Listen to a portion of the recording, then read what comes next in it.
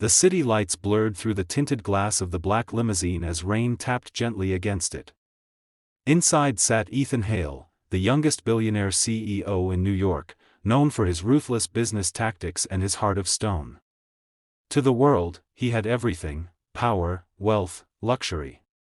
But tonight, as the world celebrated Christmas, Ethan sat alone, staring at the empty seat beside him, the one his late fiancée used to occupy. He wasn't going to any party. He wasn't visiting anyone. He was just driving with no destination, trying to escape the emptiness that even his empire couldn't fill. But fate, as it often does, had other plans. At a red light, through the fogged glass, Ethan saw a small figure, soaked in the rain, holding an umbrella that was far too big for her little hands. A girl, no older than 6, was standing near the curb with a small suitcase. Her shoes were muddy, and her lips trembled as she whispered something to herself. Ethan frowned. "Stop the car," he ordered his driver. When the limo stopped, the girl looked up. Her eyes, big, brown, and full of a strange mix of fear and hope, met his. Ethan rolled down the window slightly. "What are you doing out here alone?" he asked, his voice calm but distant. The girl hesitated, then stepped closer. "I'm waiting for someone," she said softly. "Who?" My new daddy." Ethan's chest tightened for reasons he couldn't explain. "Where's your mother?" The girl bit her lip, looked down at her little shoes, and whispered, "She's gone to heaven. But it's okay. Mommy said someone out there still needs us."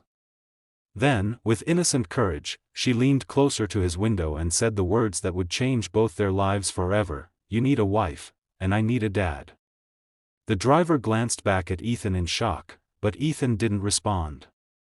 He stared at the little girl, trying to piece together this bizarre moment. But something inside him, something long buried, melted just a little. "Get in," he finally said. The girl's eyes widened. "Really?" He nodded. "Yes. But just until I find out where you belong."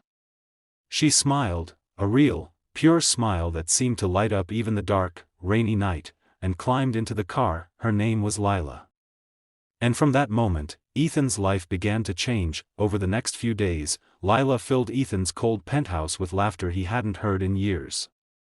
She talked to his housekeeper, rearranged his office desk with crayons and teddy bears, and followed him around the mansion calling him Mr. Serious Face. She would sit beside him while he worked, humming softly. Once, she left him a drawing of herself holding his hand, with the words written in crayon, "Me plus you equals family." Ethan had told himself countless times not to get attached. He hired private investigators to find her relatives, but no one came forward. She was an orphan from a small town, her mother had passed away, and her father was never known. He told himself he was just helping her, just until social services found a place for her.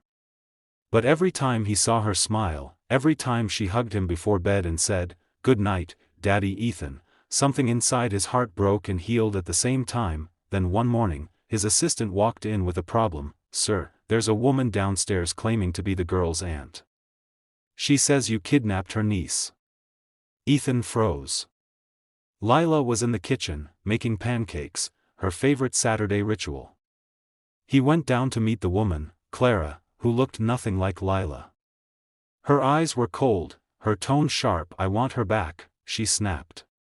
"You think just because you're rich, you can keep a child that isn't yours?" Ethan narrowed his eyes. "If you're truly her family, you can prove it." She showed fake documents, but his investigators later discovered the truth. Clara was no relative. She ran a shelter that used children for illegal activities, and Lila had escaped. That night, Ethan sat on Lila's bedside, watching her sleep. Her tiny hand rested on his, as if afraid he might disappear. He realized then that he couldn't let her go. Not again. The next morning, Ethan announced something that shocked the world: he adopted Lila. The media exploded. Billionaire CEO adopts orphan girl, but Ethan didn't care. For the first time in years, he felt like his life had purpose again, but fate had one more twist. At Lila's new school, he met her teacher, Sophia, a kind-hearted woman who understood children in a way few adults could. She was gentle, patient, and full of warmth. Lila adored her. Sophia and Ethan's paths kept crossing: PTA meetings, school fairs, piano recitals. Slowly, they grew closer. She saw through his walls, his pain, his loneliness. And Ethan saw in her the kindness he'd thought didn't exist anymore. One evening, Lila fell ill. Ethan stayed up all night by her side, terrified he'd lose her too. Sophia arrived, bringing soup and calm reassurance. As they sat together, watching Lila sleep, Ethan whispered, "I don't know what I'd do without her." Sophia smiled gently. "You won't have to. You're her father now. And, maybe one day, she'll have a mother too." Ethan looked at her, eyes full of emotions he couldn't express.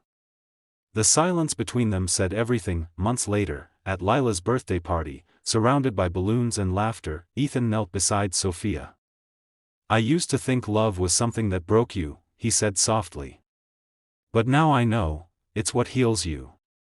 He took out a small ring and said, "Lila said I need a wife, and she needs a mom. Will you?"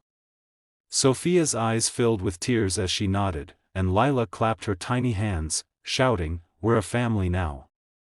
The guests cheered, but the real magic was in the three of them: the man who thought he couldn't love again, the woman who taught him how, and the little girl who brought them together with 7 simple words. As the story ends, imagine the camera zooming out, Ethan holding Sophia and Lila in his arms as laughter fills the once empty mansion. The rain outside has stopped. The city lights no longer look lonely, and if you believe in the power of love, second chances, and miracles that come in the smallest forms, don't forget to like this video, subscribe, and share it with someone who still believes that even broken hearts can find their way home again, because sometimes, all it takes, is one small voice whispering, "You need a wife, and I need a dad." Red Heart.